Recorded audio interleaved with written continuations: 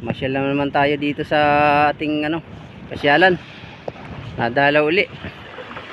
Malapit lang naman yan dyan. Yan lang naman kami ang mga nakatira dyan tabi.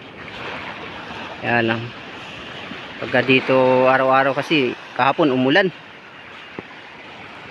Ngayon lang tumila. Yan.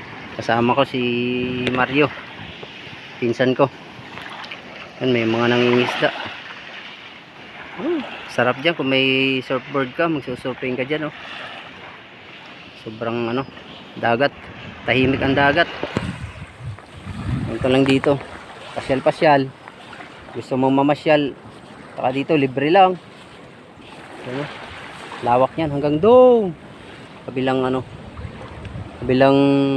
pa, bayan. Yung may mataas doon, kali, tinatawag na kalikuan. Doon marami nagsusurfing doon. Ito Yolanda Beach.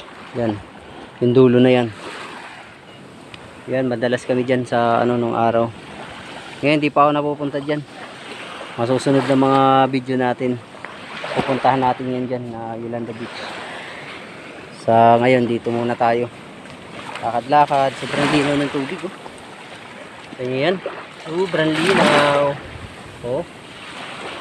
Paligo ka lang dito, nako, pawi na ang pagod mo.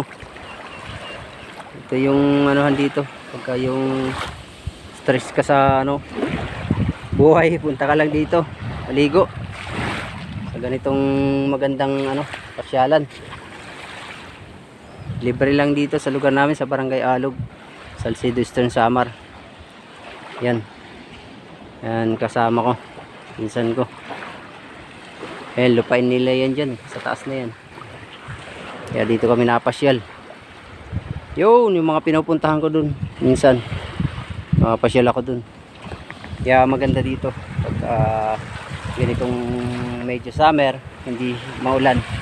Maganda maglakad-lakad dito sa tabing dagat.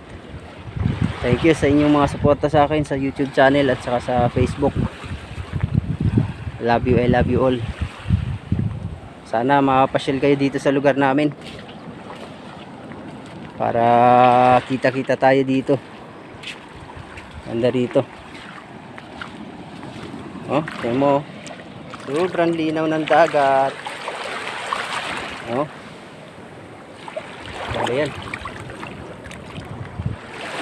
Bira lang ang dito, mga namamasyal minsan kasi hindi pa nga siya gaanong kilala dito lugar namin. Sanduli, pasyal-pasyal. Pumunta lang ako rito at para maglakad-lakad.